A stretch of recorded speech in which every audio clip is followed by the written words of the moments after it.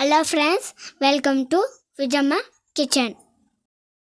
అందరికీ నమస్కారం. ఈరోజు పప్పు చింతపులుసు చేస్తూ ఉన్నాను. దీనికి కావాల్సిన పదార్థాలు: 1/2 కప్పు పప్పు నానబెట్టినాను, ఒక లెమన్ సైజ్ అంతా చింతపండు నానేసి పెట్టినాను, కొత్తిమీర కొంచెం, తెల్లగడ్డ ఒకటి దంచి పెట్టుకున్నాను, కరివేపాకు కొంచెం, పసుపు కొంచెం, ఒక టమాటో సన్నగా కట్ చేసి పెట్టుకున్నాను, ఎర్రగడ్డ ఒకటి పొడుగ్గా కట్ చేసినాను, కారం పొడి 2 స్పూను, ఉప్పు తగినంత, 2 స్పూన్ నూనె, సాసులు.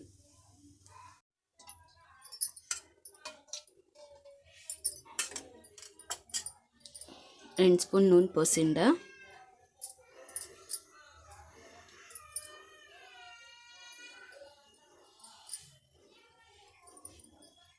ఇప్పుడు నూనె ఉడకైంది, సాసులు వేసుకుంటా.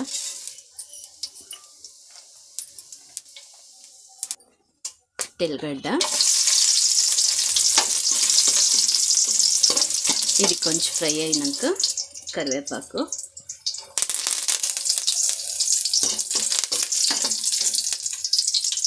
ఇప్పుడు ఎర్రగడ్డ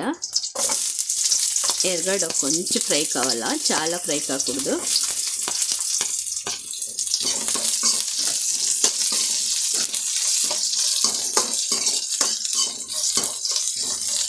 ఫ్రై అయింది, టమాటోలు వేసుకుంటా. అలాగే పసుపు వేసుకోవాలా, ఇది కొంచెం ఫ్రై కావాలా బాగా.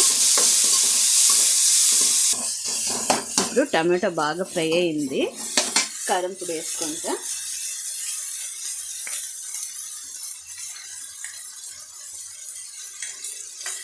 కొంచెం ఈ పచ్చి స్మెల్ పోయే వరకును బాగా వేయించుకోవాలా.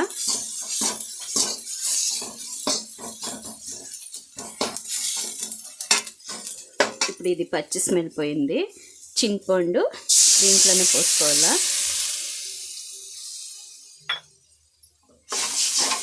ఇది కొంచెం ఉడకల్లా. ఇది ఉడికే లోపల మనం పప్పు ఊరబెట్టింటిమి కదా, దాన్ని కొంచెం గ్రైండ్ చేసుకోవాలా. చాలా నైస్గా చేసుకోకూడదు, లైట్గా చేసుకోవాలా. ఇప్పుడు ఇది బాగా ఉడికింది, పచ్చి స్మెల్ అంతాను పోయింది చింతపండుది. ఇప్పుడు మనము పప్పు గ్రైండ్ చేసి పెట్టుకుంటున్నాం కదా, చాలా నైస్గా చేసుకోకూడదు, ఇలా ఉండాలా. ఇలా ఓ గుట్ల హాఫ్ కావాలా, అట్లా ఉండాలా.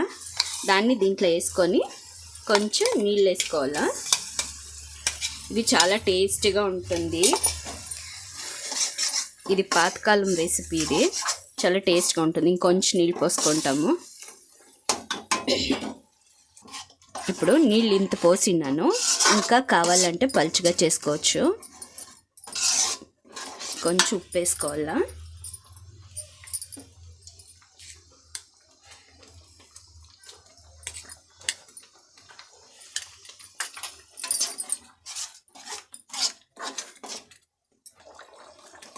ఇప్పుడు ఇది రెడీ అయింది. ఇది బాగా 10 మినిట్స్ ఉడికింది. ఈ పప్పు అంతా కొంచెం సాఫ్ట్గా కావాలా, ఇలా టచ్ చేస్తే సాఫ్ట్గా కావాలా. అయ్యింది, బాగా ఉడికింది. ఇంకా దింపుకుంటాం కొత్తిమీర వేసేసి.